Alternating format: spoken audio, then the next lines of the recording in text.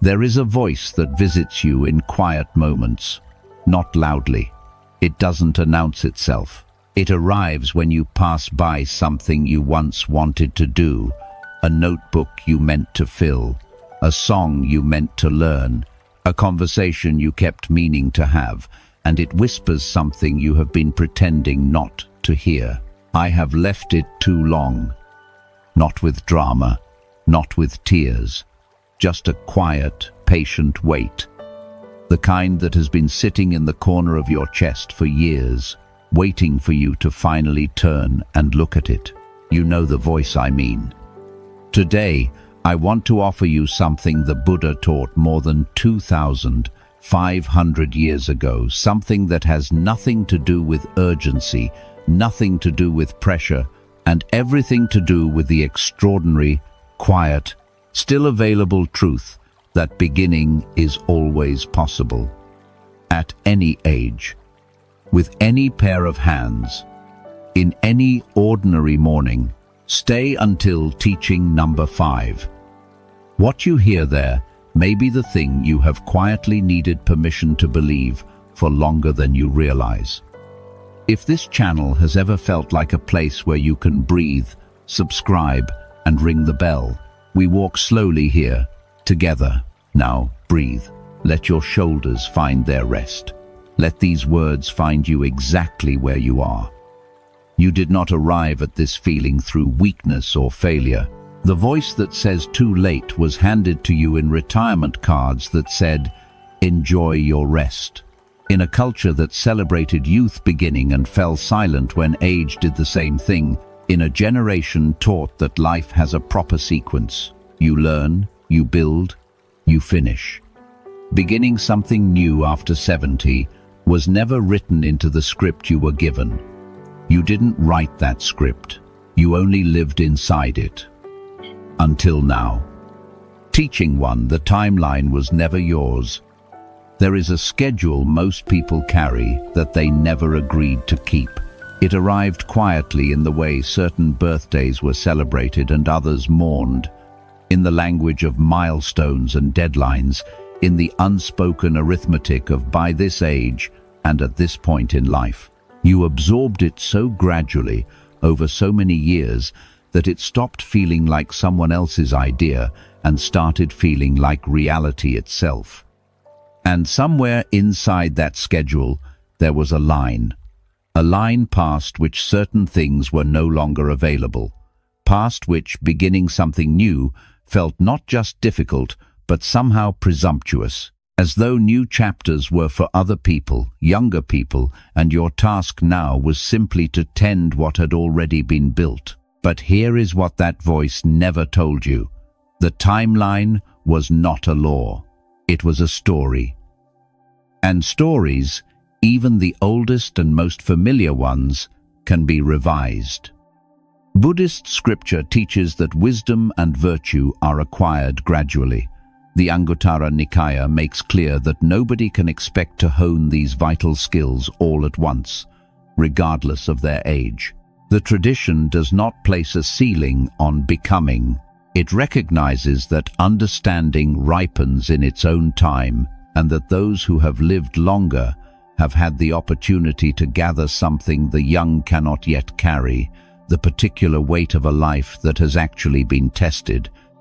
Research by Dr. Becca Levy at Yale University found that people become more creative and more generative later in life, directly contradicting the stereotype that creativity diminishes with age.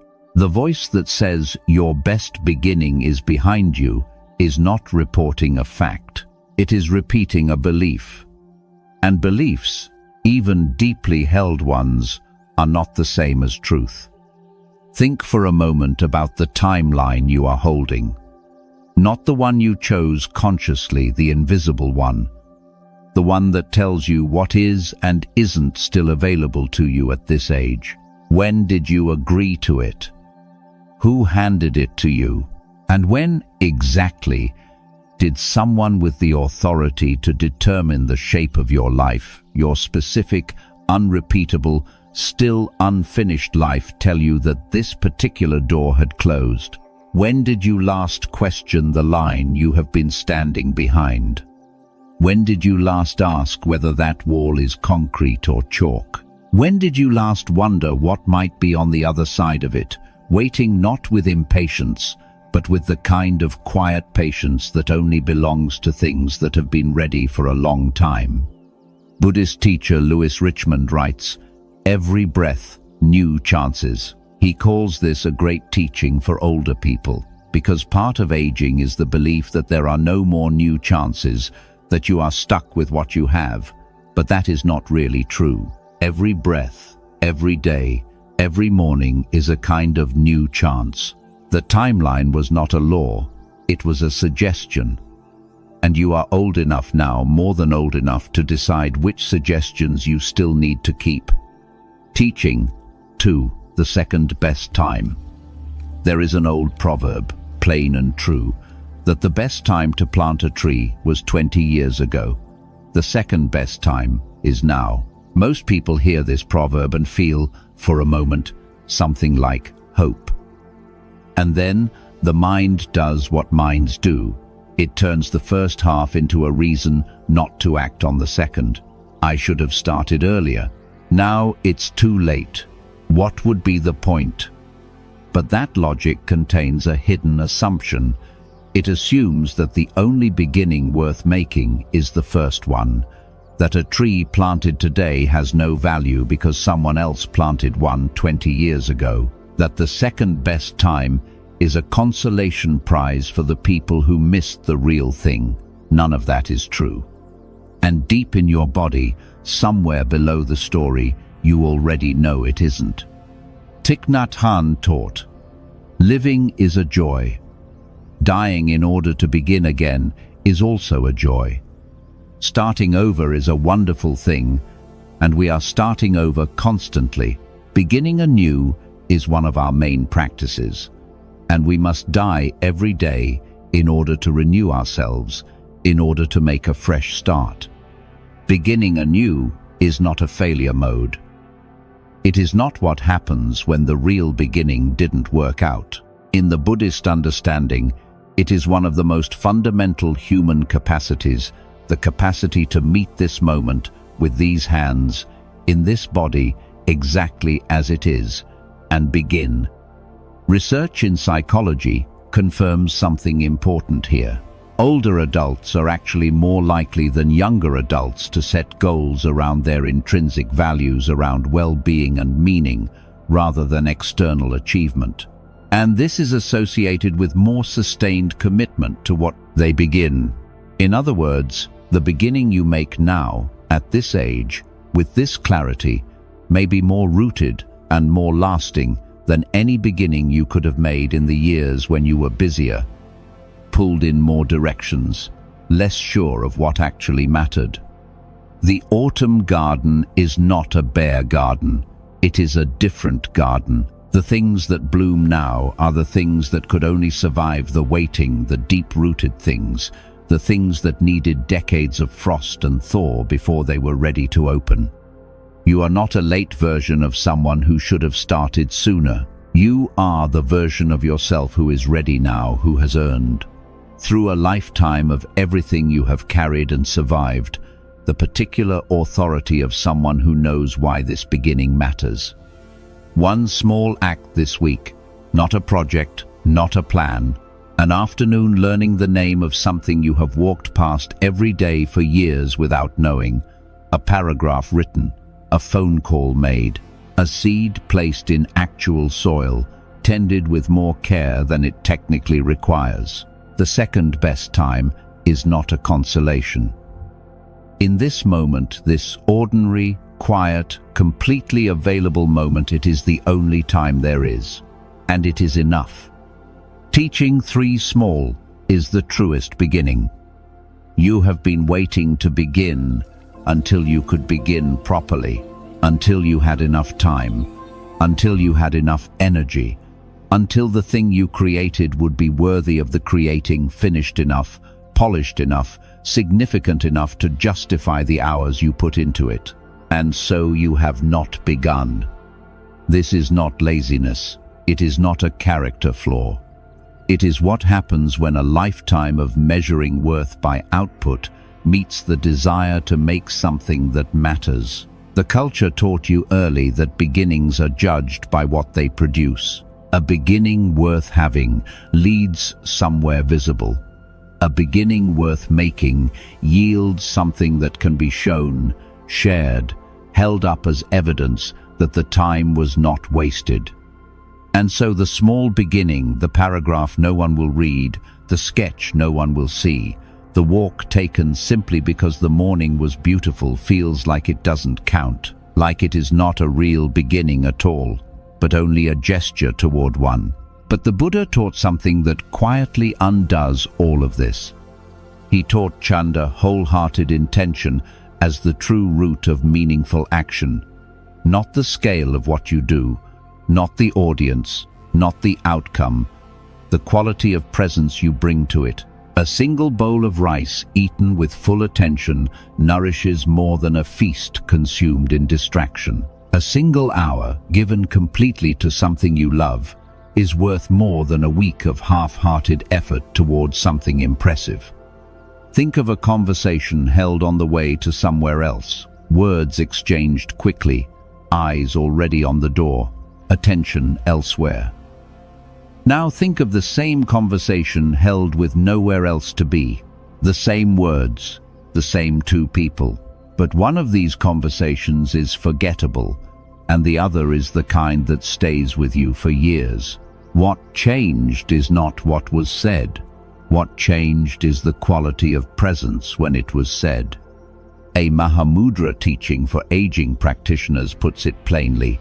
What makes the path difficult is the willingness to sit down and meet experience without distraction and without waiting for better conditions. You still have time. More than that, the entire path can be traversed in a single session, not a lifetime of preparation, a single session of genuine presence. This is what small, done with full attention, actually is. Not a lesser version of a real beginning, often the truest version, the one that bypasses performance and touches the actual thing, the love of making, the pleasure of learning, the simple dignity of showing up for your own life. Choose something small this week, something that asks nothing of you except your presence, and give that small thing for one afternoon, for 1 hour, for 20 minutes before the day gets busy, more attention than it technically requires. Not because it will become something great, because you deserve to know what it feels like to be fully inside your own life again. Small, done with full presence, is not a lesser beginning. It is often the only kind of beginning that leaves something real behind. Teaching 4. The years you didn't begin were not wasted. There is a quiet shame that lives in the gap between the life you imagined and the life you lived. Most people who carry it do not talk about it directly. It shows up in small ways, in the slight heaviness when someone mentions the novel they finished, the language they learned, the dream they finally pursued. In the automatic thought, I could have done that. I meant to do that. I should have done that years ago. And underneath that thought, a judgment, not always conscious, not always spoken, but present. I chose small. I chose safe. I chose others over myself, and now the window has closed. This judgment is the second arrow. The Buddha spoke of 2 arrows. When something painful happens, a loss, a mistake, a door that closed, that is the first arrow. It strikes and it hurts, and that pain is real. It is simply the honest cost of having been human in the world, of having loved and tried and lived inside a life that did not always go the way you hoped. But then there is the second arrow, the one you throw yourself, the rumination, the replaying, the belief that you must carry the weight of those unchosen years forever, that suffering long enough about what didn't happen is somehow the same as making it right. The first arrow was not your choice. The second one is. And most people do not realize they have been throwing it over and over, for decades. Before you accept the judgment that you failed to begin, sit with the actual story, not the edited version, the true one. There is a story told of a woman in a village who spent 40 years as the keeper of the community well. Every morning, before anyone else was awake, she walked to the well and drew water for those who would come. Every evening she repaired whatever the day had worn down. People came to her with thirst and left without it. She did not keep count of the mornings. She did not keep count of the people. She simply showed up day after day for 40 years. One evening, an elder passing through the village found her sitting beside the well with her hands in her lap, not drawing water, just looking up at the sky. He sat beside her. After a long silence, he said, "You did not waste the years at the well. You were the well. And now it is time to find out what else you are." Silence. Sit with that. The years you gave to other people's needs were not years stolen from your real life. They were your real life, one expression of it. The parent who showed up, the caretaker who stayed, the person who kept the well running for everyone who came thirsty. That was not a detour from a better life. That was a life. A genuine, valuable, irreplaceable life. Research confirms what wisdom traditions have always known. Meaningful change is not only possible in later adulthood, but achievable, and older adults consistently demonstrate higher levels of commitment to the goals they set, precisely because they are no longer chasing external validation. The person who begins now is not compensating for lost time. They are beginning exactly when they are ready, which is to say, now. The classroom of the past was real. You learned real things inside it. But a classroom is not meant to be a cell. The lesson has been taught. You are allowed to leave. You did not fail to begin. You were otherwise occupied in ways that mattered more than the story of your own shortcoming has ever given you credit for. The occupation has shifted, and now, quietly, without fanfare, so can you. Teaching 5. The monk who began at 72. I promised you a story at the beginning of this video.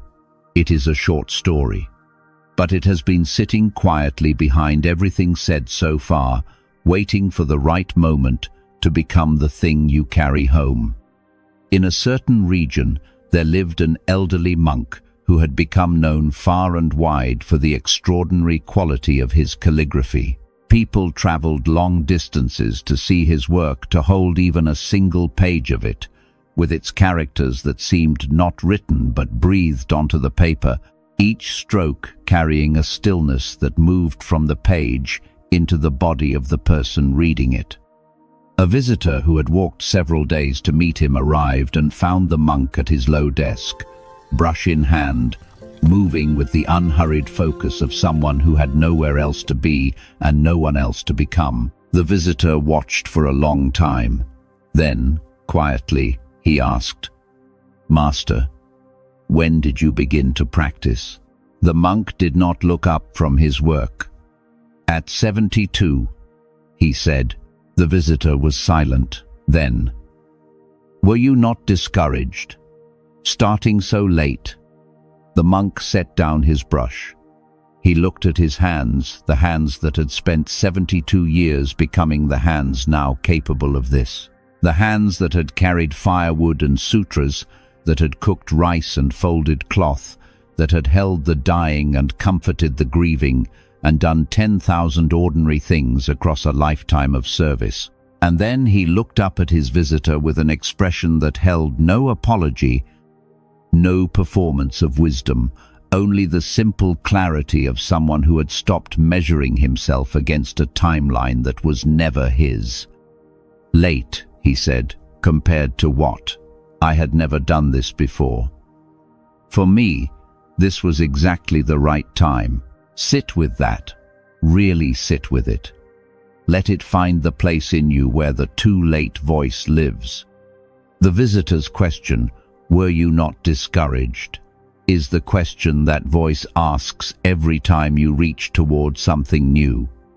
And the monk's answer is not optimism. It is not inspiration designed to make you feel better for an afternoon. It is something quieter and more lasting than either of those things. It is the recognition that late is a comparison, and comparisons require a reference point. The monk had released his reference point. He was not measuring his beginning against some imagined earlier beginning that never existed. He was measuring it only against this brush, this morning, this page. Buddhist teacher Louis Richmond speaks of this quality directly. I had a Buddhist teacher who once said, "Every breath, new chances." This is a great teaching for older people, because part of aging is the belief that there are no more new chances. Well, that's not really true. The monk's calligraphy was not remarkable because he began young. It was remarkable because when he began at 72, with 72 years of a fully lived life behind him, he brought to it everything those years had made him. The patience learned through loss, the steadiness learned through grief. The ability to be fully present that only comes to someone who has watched enough rush and urgency burn themselves out, and quietly decided to stop adding fuel to that fire.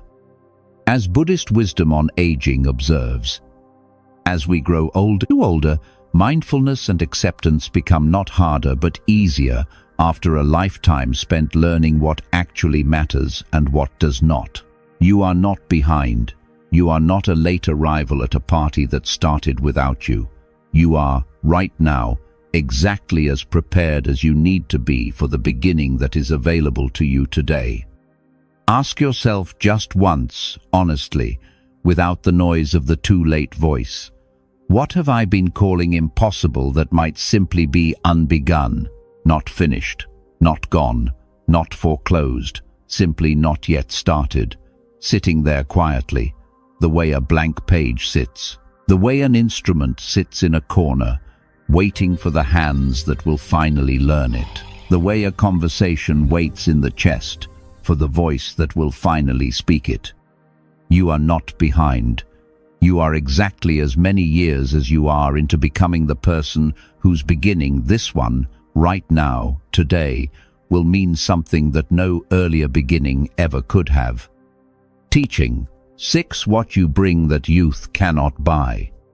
Whatever you begin now, you bring something to it that no young person on earth possesses, and it is worth more than any head start they might have. We live in a culture that celebrates the advantages of youth, the energy, the elasticity, the reckless courage of someone who does not yet fully know what can go wrong. These are real gifts. The young begin things with a freedom that comes from inexperience, and sometimes that freedom produces extraordinary things. But it comes with a counterpart that is never mentioned. It comes with the thinness of a life not yet tested, the particular hollowness of someone who has studied about loss but not yet truly known it, who has read about impermanence but has not yet sat beside it through a long night, who knows what the words mean but not yet what they weigh. Louis Richmond, writing in Tricycle after decades of Buddhist practice, says it plainly, "It wasn't until I reached the later years of my life that I truly understood the Buddha's first encounters with old age, sickness, and death. I came to realize that aging is the essence of what the Buddha taught. The depth he is describing cannot be taught in a class. It cannot be accelerated. It can only be lived into year by year, loss by loss, season by season, until the understanding moves from the mind into the body, where it becomes something different, something that no longer needs to be argued for or explained, something that simply is. Think of two voices singing the same song. The young voice is clear, bright, effortless, the beauty of something that has not yet been worn. The old voice has lost some of that. The range has shifted, the clarity has softened, but in the places where the brightness once was, something else has settled, a roughness that is also a kind of truth, a weight that reaches the listener differently, an authority that is felt in the chest before it is understood by the mind. Yale researcher Becca Levy found, in her study of aging and creativity, that artists and musicians frequently become more creative and more generative in later life, not less. The assumption that creativity diminishes with age is not a finding. It is a stereotype that the evidence consistently contradicts. Some things can only be made by someone who has lived long enough to mean them. When you begin something now, whatever it is, however small, bring what you have. The slowness that allows you to see things the hurried miss. The perspective that comes from having watched enough urgency exhaust itself to know that steady presence is worth more than frantic effort. The knowledge, earned through actual living, of what matters and what does not. Do not apologize for the pace. Do not compare your learning curve to someone younger. Do not measure the output against what you might have produced at 40. Bring what is actually here. Because what is actually here, the accumulated weight of a fully lived life, brought to bear on something you genuinely love, is irreplaceable. The young have the gift of time stretching out ahead of them. You have something they cannot purchase yet. The authority that comes from having lived inside uncertainty long enough and loss deeply enough to stop being destroyed by either. That is not a lesser gift. In many of the things that matter most, it is the greater one. Teaching 7, tell them now. There is one beginning that requires no preparation, no special skill, no favorable conditions, no waiting for the right season or the perfect words or the moment when you finally feel ready enough to be that vulnerable. It is available to you today, in this hour, with nothing more than a phone that works or a piece of paper and a pen. It is the beginning of saying the true thing to someone who is still here to receive it. Most people have at least one person in their life, a child, a sibling, an old friend, a neighbor who appeared during a year that would have been impossible without them, to whom they have never fully said what they meant. The feeling is real. The words exist somewhere. But the right moment has always been slightly ahead, in a future where the conditions were better, where it felt less awkward, where you had found, finally, exactly the right way to say it without breaking open. That future has a way of not arriving. The Buddha taught Maranasati, the practice of holding the awareness of impermanence gently, honestly, in the ordinary moments of daily life. Not as a morbid exercise, not as a way of manufacturing grief, but as a clarifying light, the kind that, when you allow yourself to sit with it honestly, burns away the small and reveals the essential. Tricycle's coverage of aging and Buddhist practice points to this consistently. The awareness of mortality, held with courage rather than avoidance, does not produce despair. It produces presence. It makes visible what actually matters and quietly dissolves what does not. The practice asks a simple question. Not, what if I die? That is the anxious loop, the one that spirals without landing. The question it asks is this. Given that time is finite, and I know it, what conversation am I postponing that I would regret not having? Is there someone who held you together during a year you might not have survived without them, and who does not know, not really, with the full weight of the words, what that meant to you? Is there a child or a grandchild you watch becoming themselves and feel something so large you have never found a way to say it, so you say nothing, or you say something smaller, and hope they somehow understand? Is there a person you have been meaning to call since a season that passed while you were managing other urgencies, someone you think of sometimes and feel warmth toward, and who has no idea? Is there something you have been waiting to say until you found words worthy of the feeling? Here is what the Buddha's teaching on impermanence asks of you. Stop waiting for the words to be perfect. They will never be perfect. They will only be real, and real is what the other person needs. Not a polished speech, not a carefully constructed declaration. The actual thing. The slightly awkward, somewhat vulnerable, genuinely meant actual thing.